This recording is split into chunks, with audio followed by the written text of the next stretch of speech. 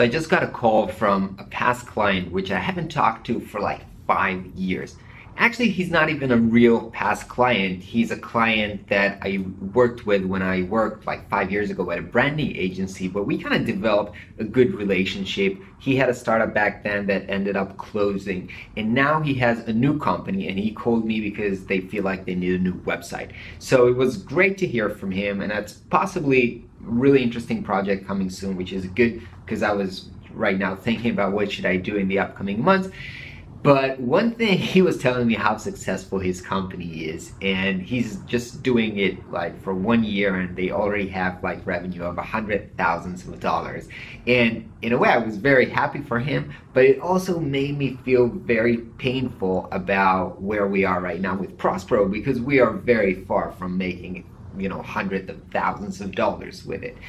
And so I got this feeling that I had before, which is either I'm ruining the business because I focus it on freelancers, which I'm very passionate about helping freelancers. But then again, some of the freelancers, or most of them, don't have a lot of money to spend.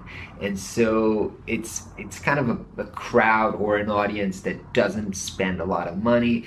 And that's why most of the tools for proposals are, oriented at salespeople and agencies and big teams, because that's where the money is. So either I'm ruining the company because I choose to focus on an audience that doesn't have a lot of money, or I don't know, the value proposition is not good enough. I don't know. I feel like, and the feedback that I'm getting is that it's awesome and people love it. But then I'm thinking, why the hell am I not at hundreds of thousands of dollars monthly? And it's got to be something that I'm doing. So I was happy and unhappy at the same time. So I don't know, it's something that I'm thinking about all the time, but I'm really trying to work this through and hopefully get to this point of hundreds of thousands of dollars for our business as soon as possible. And it's great to see that other companies can reach that goal within a year without investors' money. So that does give me hope, but I should definitely rethink why we're not there yet. Anyway, heading off for lunch with a friend, then I'm going to meet a client, wrapping up the big project I was working on for the past 3 months, then another client meeting, so it should be pretty fun.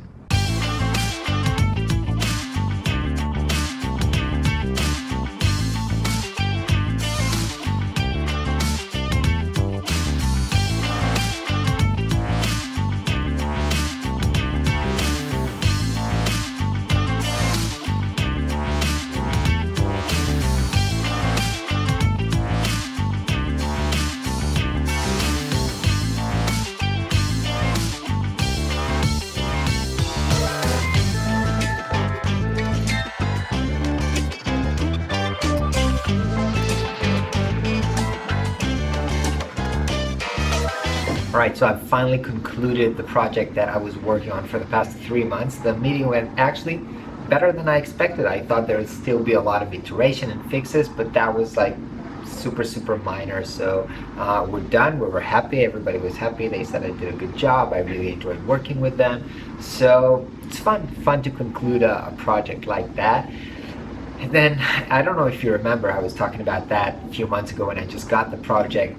The reason I got it was because my friend worked in the marketing team and he kind of recommended me, and he was involved in the whole process. And today when we kind of had the lunch and concluding the meeting, he kind of gave me feedback as, because he's my friend and he can be honest with me about how perhaps I could improve, my services and stuff like that. And the two issues that he had was one around setting kind of the deadlines. I told them that I'll be able to pull off and build everything that they wanted by the deadline that they wanted, but eventually he said, I saw that you struggled with the deadline, so perhaps you told them that you need more time. Now, I totally agree. I didn't estimate correctly the amount of work and time that it will take to create this project, but then again, they actually are the ones who said, we need it by this date, can you do it? And I said yes. So perhaps if I was more realistic and I would say no, I need more time, I wouldn't get this project. So I don't know, but I did learn during this project. I had kind of a planning fallacy and I thought things would be simpler, but they ended up being taking more time.